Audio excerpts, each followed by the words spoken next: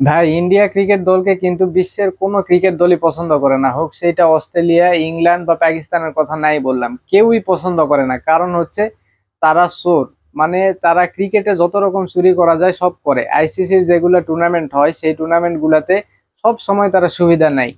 তো এইরকম একটা টিম হচ্ছে ইন্ডিয়া, যার জন্য কেউই তাদের পছন্দ করে না। তাদের দাদাগিরি কেউই পছন্দ করে না, সব জায়গায় ক্ষমতা দেখাতে চায়।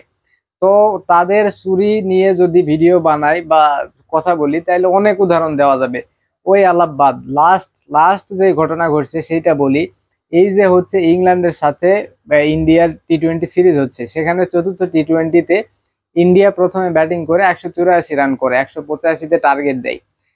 এই টার্গেট দেওয়াতে কিন্তু সবচেয়ে বড় ভূমিকা পালন করছে আমার মতে হচ্ছে শিভাম ডুবে, যাই হোক। এই ক্রিকেটার খুব ভালো ব্যাটিং করছে, যার জন্য কিন্তু 184 পর্যন্ত পৌঁছাতে পারছে। পরবর্তীতে যখন ইন্ডিয়ার দল ফিল্ডিং এ নামে তখন ডুবে হচ্ছে আসলে তার ইনজুরি দেখিয়ে সে উঠে যায়। উঠে গিয়ে তার বদলে ক্রিকেটার নামতে পারবে, ঠিক আছে, একজন ইনজুরিতে গেছে, তার বদলে একজন ক্রিকেটার নামতে পারবে। ডুবে ছিল একজন অলরাউন্ডার। তার বদলে ইন্ডিয়া টিম কি করছে, একদম পুরা পিওর 100% পিওর একজন বোলারকে নামাইছে। মানে হর্ষিত রানাকে নামাইছে, যে একজন ফাস্ট বোলার। একজন অলরাউন্ডার অসুস্থ হয়েছে, তাকে তাকে মাঠের বাইরে পাঠিয়ে দিয়ে নামাইছে কাকে, একজন পিওর বোলারকে। এবং ওই bowler man of the match হয়েছে। মানে চিন্তা করেন। তো আসলে এবং ম্যাচটা ইয়ে ইয়ে ইংল্যান্ড হচ্ছে হেরেও গেছে। হারার পর ইংল্যান্ডের অধিনায়ক জস বাটলার বলেন, সবাই আসলে প্রশ্ন তুলছে এই বিষয়টা নিয়ে।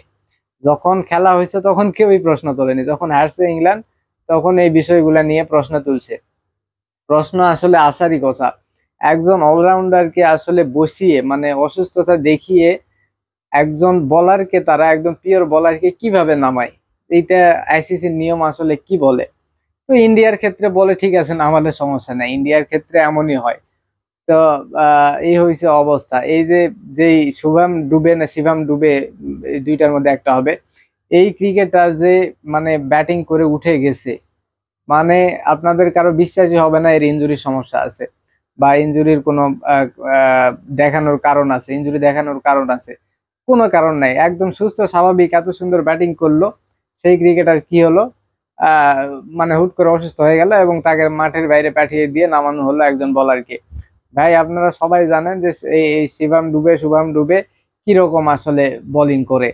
তার বোলিং স্পিড 130, 125, 120 এরকম বল করে, কারণ সে একজন অলরাউন্ডার।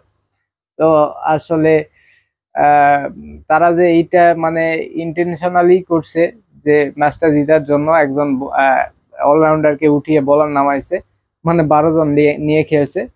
এটা আসলে মানতেই হবে। এবং ইন্ডিয়া সারা জীবন এরকমই করে। এবং এইসব কারণে আসলে অন্যান্য টিম ইন্ডিয়ার ক্রিকেট টিমটাকে আসলে পছন্দ করে।